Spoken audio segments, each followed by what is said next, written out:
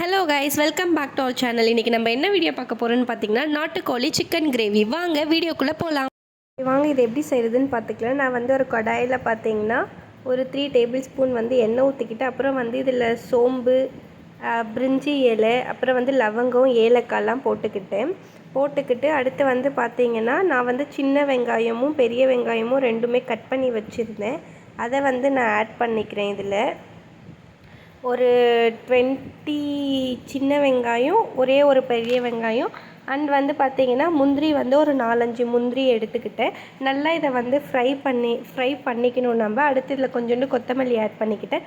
அடுத்து பார்த்திங்கன்னா கொத்தமல்லி, புதினா கொஞ்சம் ஆட் பண்ணிக்கிட்டேன். இதில் 4 பச்சை மிளகா நான் ஆட் பண்ணிக்கிட்டேன். நல்லா இது கொஞ்சம் ப்ரௌன் கலரில் வர வரைக்கும் நம்ம ஃப்ரை பண்ணிக்கணும். ஒரு சின்ன தக்காளி நான் கட் பண்ணி எடுத்து இது பண்ணிக்கிட்டேன்.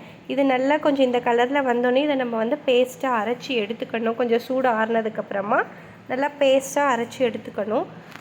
எப்படி நல்லா ஒரு சாஃப்டாக இருக்கணும், அந்த அளவுக்கு நம்ம பேஸ்ட்டாக இதை அரைச்சி எடுத்துக்கணும். அடுத்து பார்த்திங்கன்னா இது எப்படி தாளிக்கிறதுன்னு சொல்லி பார்த்துடலாம். அதே கடாயில் இன்னும் கொஞ்சம் எண்ணெய் ஊற்றி ஃபுல்லாகவே ஒரு 20 to 30 சின்ன வெங்காயத்தை நான் கட் பண்ணி எடுத்துக்கிட்டேன். ஒரு கப் இஞ்சி பூண்டு பேஸ்ட் போட்டு நல்லா இந்த இஞ்சி பூண்டு ஸ்மெல் போகிற வரைக்கும் நல்லா ஃப்ரை பண்ணி எடுத்துக்கலாம். அடுத்து பார்த்திங்கன்னா 2 தக்காளி, சின்ன தக்காளியாக கட் பண்ணி வச்சுக்கிட்டேன். இப்போ ஒரு பச்சை மிளகாவை கட் பண்ணி எடுத்துக்கிட்டேன். கொஞ்சோண்டு கருவேப்பிலை, இதை போட்டு நல்லா நம்ம ஃப்ரை பண்ணிவிட்டு தேவையான அளவு உப்பு போட்டுக்கிட்டு இதை நல்லா நம்ம ஃப்ரை பண்ணி எடுத்துக்கணும். அடுத்து இதில் பார்த்திங்கன்னா நம்ம மசாலாஸ் ஆட் பண்ணணும். நான் 1 table spoon red chilli powder எடுத்துக்கிட்டேன். அதை கொஞ்சம் நல்லா கலக்கிட்டு, அடுத்து பார்த்திங்கன்னா கரம் மசாலா 1.5 டேபிள் ஸ்பூன் எடுத்துக்கிட்டேன் நான். அடுத்து பார்த்திங்கன்னா கொஞ்சோண்டு சிக்கன் மசாலா, சும்மா 1 டேபிள் ஸ்பூன் அளவுக்கு தான் சிக்கன் மசாலா எடுத்துக்கிட்டேன். அடுத்து பார்த்திங்கன்னா தனியாத்தூள், கொரியாண்டர் பவுடர் ஒரு 3 டேபிள் ஸ்பூன் நான் எடுத்துக்கிட்டேன். ஸோ நம்மளுக்கு கிரேவியாக அப்போ தான் வரும், அதுக்காக தான் இது. ஆக்சுவலி இந்த சிக்கன் பார்த்திங்கன்னா நாட்டுக்கோழி சிக்கன் செமி கிரேவி, இது செம்ம டேஸ்ட்டாக இருக்கும். எல்லோரும் ட்ரை பண்ணி பாருங்கள். இந்த டைமில் பார்த்திங்கன்னா நான் சிக்கனை ஆட் பண்ணிக்கிட்டேன்.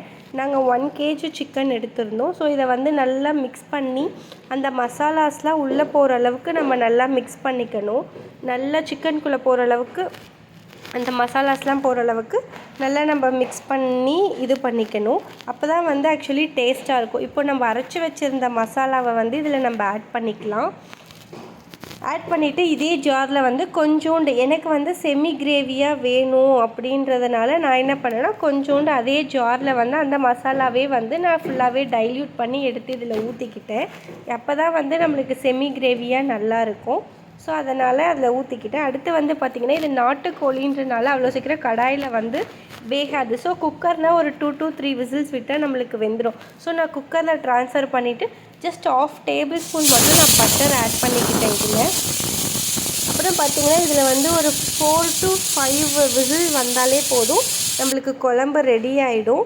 அடுத்து பார்த்திங்கன்னா குழம்பெல்லாம் ரெடியாக நல்லா கொச்சி 5 விசில் வந்ததுக்கப்புறமா இதில் நான் 1 டேபிள் ஸ்பூன் பெப்பர் அண்ட் பார்த்திங்கன்னா கொஞ்சோண்டு பட்டர் ஆட் பண்ணிக்கிட்டேன். திரும்பவும் நல்லா மிக்ஸ் பண்ணி விட்டுட்டு கடைசியாக கொத்தமல்லி இதில் நம்ம போட்டுட்டோன்னா நம்மளுக்கு சூப்பரான நாட்டுக்கோழி சிக்கன் கிரேவி ரெடி.